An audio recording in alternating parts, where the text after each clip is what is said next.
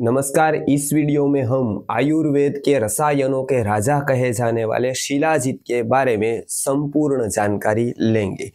सबसे पहले जानते हैं शिलाजीत क्या है। शिला यानी कि पत्थर या पर्वत, और जतु यानी कि लाक्षा जैसा रस, यानी कि पर्वत में से जो रस गिरता है लिक्विड जैसा, उसको शिलाजीत कहते हैं। अब शिलाजीत तो शायद ही आपने देखा होगा, लेकिन आप कभी विंध्याचल में, उत्तराखंड में, नेपाल में, अफगान के पर्वतमालाओं में गए होंगे तो वहाँ पर आपको ये शिलाजीत बहुत मात्रा में दिखाई देगा। खास करके गर्मियों के सीजन में जब सूर्य का ताप आता है, तीव्र ताप पड़ता है, तो पत्थर में रहने वाले खनिज पिघलते हैं। याद रखिए, पत्थर नहीं पिघलता है, पत्थर में रहने वाले खनिज पिघलते हैं। वो खनिज पिघलने से एक रस जैसा होता है जिसमें पत्थर के भी बहुत सारे अंश होते हैं, जैसे कंकड़, पत्थर के चूर्ण इत्यादि। और वो रस जब गिरता है तो वहाँ पे रहने वाले बंदर का ये सबसे प्रिय खुराक हो जाता है। तो बंदर सबसे ज्यादा किसी को पसंद करते हैं, उस क्षेत्रों में रहने वाले तो शिलाजीत को पसंद करते हैं, तो बहुत बड़ी मात्रा में वो खा लेते हैं। और ऐसा देखा गया है, पाया गया है कि यहाँ के बंदरों से ज्यादा चपल, ज्यादा शक्तिशाली वो बंदर होते हैं। और उसका कारण है कि वो शिलाजीत को ग्रहण करते, शिलाजीत को खाते हैं। तो बंदर का तो मुख्य खुराक यही हो गया वहां रहने वाले, इसके लिए वो बंदर हट्टे कट्टे, बड़े, चपल, स्फूर्ति वाले दिखाई देते हैं।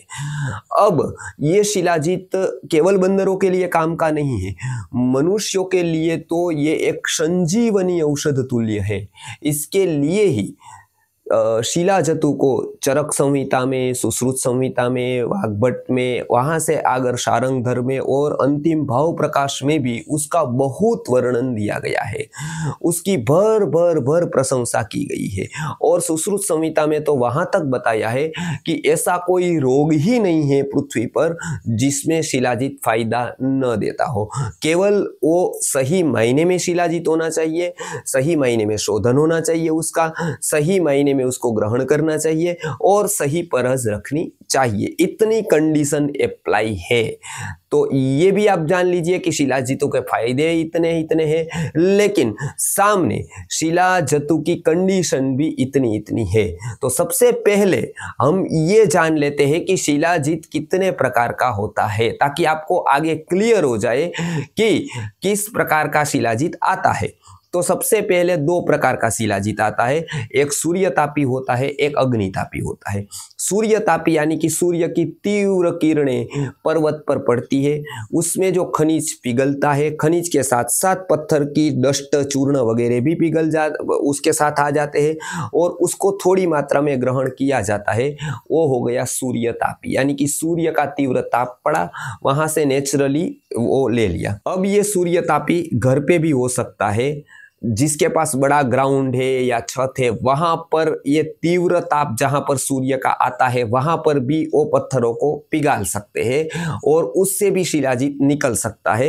लेकिन वो थोड़ी लेंदी प्रोसेस बन जाती है, उसके लिए बहुत बड़ा जगह चाहिए और सूर्य का ताप वहां सीधा आना चाहिए और कुछ औषधियों का भी उसमें मिश्रण करना रहेगा ताकि वो सूर्य का ताप सीधा आए और वो लिक्विफाई होकर शिलाजीत बन जाए। ये थोड़ी कठिन प्रक्रिया सूर्यतापी की घर पे बनाने की है, लेकिन घर पे जो बनाने का आसान है वो है अग्नितापी शिलाजीत। उसमें क्या करते हैं कि जो सूर्य का ताप आता है और शिलाजीत पिघलता है, उसी तरह से शिलाजीत का जो पत्थर होता है उसमें 5% से लेकर 60%, 50% तक रहता है। अभी के काल में 10-20% ही शिलाजीत निकलता है। अभी के काल में, पहले ज्यादा निकलता था, अभी के काल में डस्ट ज्यादा होती है और ज्यादा सभी कुछ निकल जाता है, तो 20 से 30% निकल सकता है। तो उसको घर पे ले आकर अग्नि से पानी गर्म करके उसमें पहले शोधन होता है, उसके बाद त्रिफलाक्वाथ या गोमूत्र से शोधन होता है ताकि वो पूरा का पूरा शुद्ध हो जाए। और उसके बाद शिलाजीत को पत्थर से और अलग अलग डस्ट से अलग करके उसकी एक विशेष प्रोसेस है और उसको प्योर शिलाजीत निकाला जाता है। वो प्योर शिलाजीत जो निकला उसको कहते हैं अग्नितापी, क्योंकि जैसे हम रामायण वगैरह में अग्नि परीक्षा परीक्षा देखते हैं कि अग्नि में से कोई पास होकर निकलता है तो वो अग्नि परीक्षा है, ये अग्नि में से तप्त होकर निकलता है, इसके लिए उसको कहते हैं अग्नितापी शिलाजीत। तो दो देखा, एक तो नेचुरल सूर्यतापी, दूसरा ये भी नेचुरल ही है लेकिन उसमें हमारा भी थोड़ा वो होता है सहयोग, तो वो उसको कहते हैं अग्नितापी। अब वो उसमें 4 धातुएं पाई जाती है मुख्यतः से आयुर्वेद की दृष्टि से। प्रथम उसमें जो धातु है वो सुवर्ण की है, तो उसको हम सुवर्ण शिलाजीत। दूसरा है वो है चांदी यानी कि सिल्वर धातु पाई जाती है। तीसरा है ताम्र यानी कि उसमें तांबा पाया जाता है। और चौथा है लौह यानी कि लोहा भी उसमें पाया जाता है। तो ये 4 धातु का अंश उसमें मिलता है। इस धातु के प्रकार से इसके 4 प्रकार होते हैं, मतलब जिसमें ज्यादातर जो पत्थर में सुवर्ण का अंश मिलता है वो सुवर्ण शिलाजीत, ताम्र, लोह, चांदी, इस प्रकार से अलग अलग प्रकार होते हैं। अब एक में भी ये इसके थोड़े थोड़े अंश हो सकते हैं, लेकिन सबसे ज्यादा अंश जिसका रहेगा उसको ओ शिलाजीत के नाम से पहचान हो सकती है। अब ये शिलाजीत जो शुद्ध रूप में आया तो उसके फायदे क्या क्या है, क्या लाभ है? तो ऐसे तो लाभ का पूरा गिनती है, लेकिन मैं मुख्य लाभ बताऊं तो सबसे पहले टेस्टोस्टेरोन से को अच्छा करके पुरुष शक्ति को बढ़ाने वाला है। इसके लिए आप YouTube में या गूगल पर देखेंगे तो shilajit for main, shilajit for testosterone, ऐसे बहुत सारे कीवर्ड्स के ऊपर शिलाजीत का वर्णन मिलेगा। ग्रंथों में यदि हम देखें तो पुरुष के लिए ही केवल उपयोगी नहीं है, महिलाओं के लिए भी उतना ही उपयोगी है। वृद्धों के लिए रसायन के स्तर का होने के कारण बहुत उपयोगी है, तो उसके सेल कम घिसते हैं। तो वानप्रस्थ या जो बड़े हैं, मतलब 50 से लेकर 75, 80, 100 साल तक, उनके लिए भी शिलाजीत बहुत उपयोगी है। 5 साल से ऊपर के बच्चे के लिए भी बहुत उपयोगी सिद्ध हुआ है ये। तो एक तो ये बहुत ही उपयोगी है सबके लिए। दूसरा कफ के रोगों में सबसे ज्यादा उपयोगी है, पाचन तंत्र में भी सबसे ज्यादा उपयोगी है। रसायन और वाजीकरण दोनों होने के कारण युवा और वृद्धों को लाभ करता है। धातु की प्रक्रिया को रिधेमिक करने के कारण धातुगत सारे रोगों में यह बहुत ही उत्तम परिणाम देता है। श्वसन तंत्र के रोग जो ठंड की ऋतु में सबसे ज्यादा बढ़ते हैं, श्वास से, काश से, श्वसनी है या तो फिर लंग्स का कोई भी प्रकार का इंफेक्शन है, उसमें शिलाजीत अद्भुत परिणाम देता है। आगे जाकर जिसको वीकनेस रहती हो, लो बीपी रहता हो, उसके लिए भी ये बहुत अच्छी औषधि है। इम्यूनिटी बढ़ाने के लिए तो ये रामबाण है, इम्यूनिटी हमारी रोज बरोज बढ़ती रहती है शिलाजीत का सेवन करने से। डायबिटीज के लिए सुश्रुत संहिता में बताया गया है कि इसके जैसी कोई औषधि है ही नहीं, बाकी सारी औषधि एक तरफ है, एक तरफ शिलाजीत है। शिलाजीत की जैसी डायबिटीज की औषधि ही है नहीं। और खास करके इसका जो मुख्य रोल है वो नए कोष बनाने में, यानी कि वो सूक्ष्म मात्रा में पूरे शरीर में फैल जाता है और वो नए कोष बनाने की जो रिदम है शरीर की, उसको बहुत ही रिधेमिक करता है, उसको बहुत ही स्ट्रॉन्ग करता है, उसको बहुत ही बल देता है। तो ये इतने फायदे हैं। स्वस्थ व्यक्ति भी यदि उसका सेवन करे तो उसकी बल में वृद्धि रहती है, वृद्धावस्था दूर होती है, युवावस्था बनी रहती है और खास करके चपलता, स्फूर्ति का अनुभव होता है। तो ये इतने सारे फायदे हैं। लेकिन कब? तो पहला, वो शुद्ध होना चाहिए, एक तो पहली शर्त है। और दूसरा नंबर, उसको व्यवस्थित रूप से परहस के साथ, योग्य अनुपान के साथ उसको ग्रहण करना चाहिए। ये 2 शर्त आप याद रखें। एक, शुद्ध होना चाहिए। तो प्रश्न आएगा कि शुद्ध कैसे करें शिलाजीत को? हालांकि वो घर पे नहीं कर सकते, लेकिन आपको जानकारी रहे इसलिए हम बताते हैं। आप नहीं, अभी बड़ी बड़ी कंपनियां जो दावा करती है ना शिलाजीत की, हम पूछते हैं उसको कभी कभी फोन पर कि आप किससे शुद्ध करते हो, बोले मिनरल वाटर से, या बोल देते कहीं पड़ा होगा तो त्रिफलाक्वाद से। हम कहते त्रिफलाक्वाद कैसे बनाते हो, तो जवाब ही नहीं दे पाता है। तो बड़ी बड़ी कंपनियों के पास भी वो नॉलेज नहीं है कि इसको किस प्रकार से शुद्ध करना चाहिए, कैसे देना चाहिए। तो इसलिए शुद्धिकरण की ऐसे तो बहुत प्रक्रिया, लेकिन 2 मुख्य प्रचलित है। ऐसे तो भृंगराज के रस की भी है, बहुत सारी है, वो तो बड़े वैद्यों को भी पता नहीं होती है। लेकिन हम 2 प्रसिद्ध जो प्रोसेस है जो शुद्धिकरण की, वो बताते हैं। पहला है त्रिफलाक्वाद। त्रिफला का क्वथित करके, हरड़, बेहड़, आंवला का, वो भी छिलके का ही क्वाथ होना चाहिए, उसमें गुठली नहीं होनी चाहिए। ये भी बहुत बड़ी शर्त है त्रिफला क्वाथ बनाने की भी।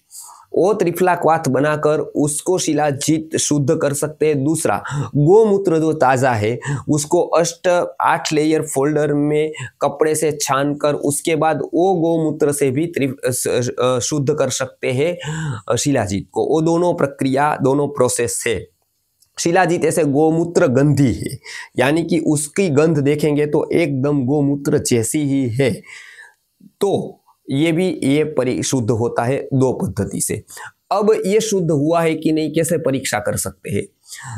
तो मैं आपको एक बात अवश्य बता दूं कि आप जितनी परीक्षा लिखिए, जैसे कि वो पानी में घुल जाएगा, जैसे कि छोटे छोटे उसके तार निकलेंगे, जो अभी बहुत सारी कंपनियां उसका एड बनाकर दिखाती है। लेकिन मैं बोलता हूं कि शिलाजीत में मिलावट होने पर भी ये सब हो सकता है, ये सारी परीक्षा हो सकती है। इतने मिलावट के साधन बढ़ गए हैं, मिलावट की पद्धति बढ़ गई है, मिलावट करने वाले इस प्रकार का सब आयोजन करते हैं ताकि वो परीक्षा में पास हो जाए। तो वो ऑब्जेक्टिव परीक्षा तो पास कर लेते हैं, ऐसे केमिकल भी निकल गए अभी।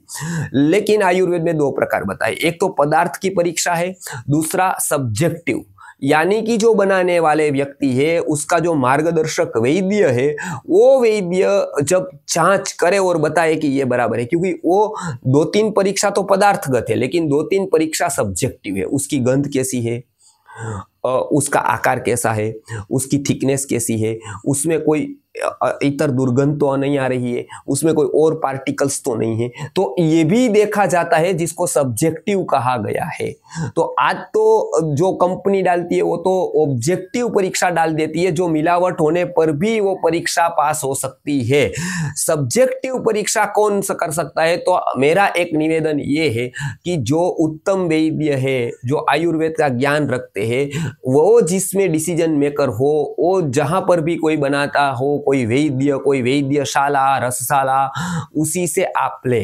कोई भी प्रोफेशनल कॉमर्शियल कंपनियों में आयुर्वेद का ऐसा नॉलेज नहीं होता है, इसके लिए वहां पर ये मिलना बहुत कठिन होता है, क्योंकि वहां पर सब्जेक्टिव, चाहे जैसे आपने रसोईया रखा तो रसोई का ऑब्जेक्टिव परीक्षा होती है, दाल कैसी हुई, खट्टी हुई, मीठी हुई, इतना डाला, लेकिन अंतिम में तो सब्जेक्टिव परीक्षा से पास होगा। रसोईया उसको बराबर कहेगा तभी वो पास हो सकती है, यहाँ वैद्य बराबर कहेगा तभी हो सकती है। इसके लिए जो वैद्यशाला चलाता है, वैद्य डिसीजन मेकर है, वैद्य निगरानी में हो सकता है, वहीं से शिलाजीत लेना अच्छा है, क्योंकि वो दोनों परीक्षा वहां पर होती है, ऑब्जेक्टिव एंड सब्जेक्टिव।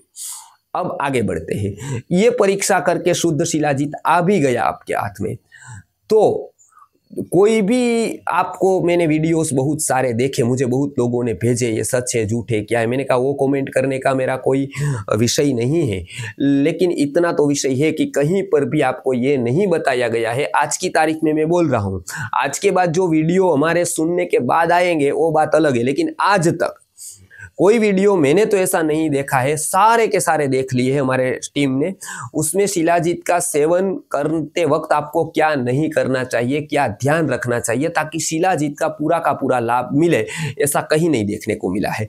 तो शिलाजीत का सेवन करते वक्त आपको ध्यान रखना है, एसिडिटी करे, दाह करे, ऐसे पदार्थ नहीं खाने हैं, जैसे चटनी हो गई, जैसे मिर्च हो गई, ये सभी कम खाना है या फिर छोड़ देना है। तो ये तो पहला हो गया कि दाह जिससे उत्पन्न हो, अम्लपित्त हो, खट्टी डकारे आए, ऐसा नहीं खाना है। दूसरा, पचने में जो जो भारी है, जैसे आलू के जैसे भारी पदार्थ है, फर्मेंटेड फूड है, जैसे डोसा, इडली वगैरह, वो नहीं खाने हैं या बहुत कम कर देने हैं। तो ये दूसरी बात है। तीसरा, एक सबसे महत्वपूर्ण जो मैं आपको आज बात बताऊंगा वो आप लिख लीजिए, खास याद रखिए। कुलत्थी एक प्रकार का धान्य है, शमी धान्य, मूंग की दाल होती है, उड़द की होती है, ऐसे ही ये कुलत्थी होती है, कुर्थी जिसको कहते हैं गुजराती में। कुलत्थी का भूल से भी प्रयोग न करें, कुलत्थी की दाल, कुलत्थी सेवन न करें। ऐसे कुलत्थी बहुत अच्छी औषधि है स्टोन की, किसी को भी स्टोन हो गया हो, पथरी हो गई हो, तो उसको कुलत्थी खाने का बताते हैं वैद्य लोग, और उससे स्टोन बहुत सारा अच्छा हो जाता है। अंग्रेज लोग यहाँ पर आए थे और पर्वतों के पत्थर उसको काटने थे, तो वो कुलत्थी का पूरा एक बड़ा ऐसा बना देते, होज जैसा, वहां पर पानी में पत्थरों को रखते थे, तो वो बहुत आसान हो जाता था उसको काटना, क्योंकि पत्थर बिल्कुल नरम हो जाता आता था उसको तोड़ने की क्षमता कुलत्थी में होती है। शिलाजतु भी पत्थर के गुण वाला है, वहां पर से आता है, तो उसके गुण कुलत्थी धो देती है। यानी कि यदि आप शिलाजीत ले रहे हो तो आपको भूलकर भी कुलत्थी का सेवन नहीं करना चाहिए। तो इतना ध्यान तो अवश्य रखना चाहिए शिलाजीत के सेवन करते वक्त। अब हम आगे बढ़ते हैं कि शिलाजीत किसके साथ सेवन करें। तो शिलाजीत सबसे अच्छा उसका अनुपान है गाय का दूध। आधे कप जो दूध होता है उसमें थोड़ा एक जरा सा शिलाजीत लेकर, ड्रॉप्स में गिने तो 2-3 ड्रॉप्स लेकर बराबर हिलाकर पी सकते हैं। दूसरा, अलग अलग क्वाथ दिए हैं, मतलब अलग अलग औषधियों के क्वाथ है, यष्टि मधु के क्वाथ है, त्रिफला का क्वाथ है, उसमें क्वाथ को मिलाकर भी आप यष्ट ले सकते हैं शिलाजीत को। गर्म पानी किया हो उसमें बराबर मिक्स करके भी आप शिलाजीत का ग्रहण कर सकते हैं।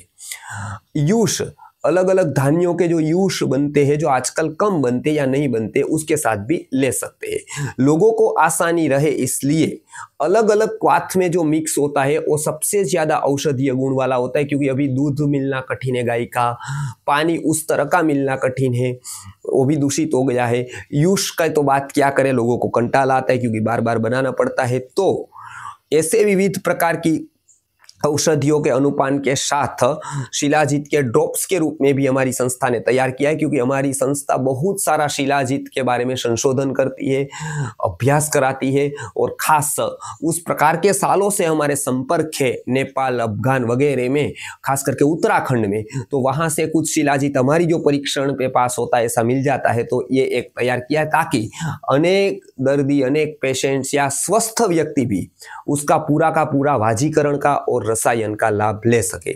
अब हम देखते हैं कि कितना लेना चाहिए शिलाजीत एक दिन में।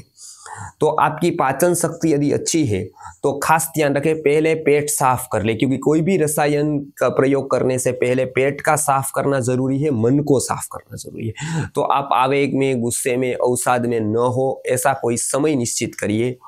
पेट को भी साफ कर लीजिए। 1-2 दिन ऐसा है तो खुश रहे, आराम रहे, ताकि आपके हार्मोन बैलेंस में आ जाए। उसके बाद कोई भी प्रकार की रसायन औषधि शुरू करें। शिलाजीत में भी यही नियम है। ठंड की शुरुआत हो चुकी है तो अभी आप शुरू कर सकते हैं।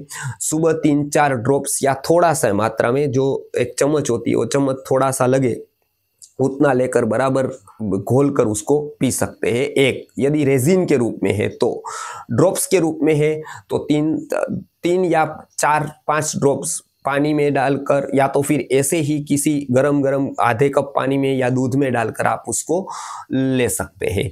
सुबह और शाम 2 समय। ज़्यादा अच्छा पाचन है तो 3 समय भी ले सकते हैं, लेकिन 2 समय तो अवश्य लेना ही है। उसके बाद 15-20 मिनट तक कुछ भी भोजन नहीं करना है, कुछ भी खाना पीना नहीं है, ताकि वो पूरा का पूरा शरीर में फैल जाए। यदि कोई आप एक्सरसाइज वगैरह करते हैं या कुछ खाते पीते हैं तो आधे घंटे बाद शिलाजीत का सेवन करना है, तुरंत नहीं करना है।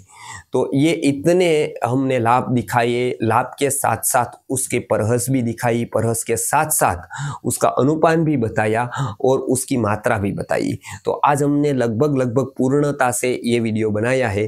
तो भी बहुत सारी माहिती रह इसलिए गई है क्योंकि ऐसे 25 से 50 वीडियो पूर्ण बने, इतनी माहिती केवल शिलाजीत के ऊपर अलग अलग ग्रंथों में दी गई है।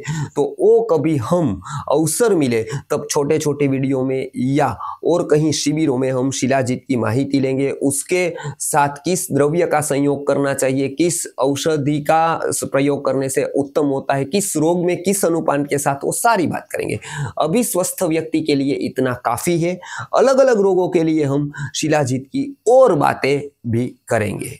नमस्कार।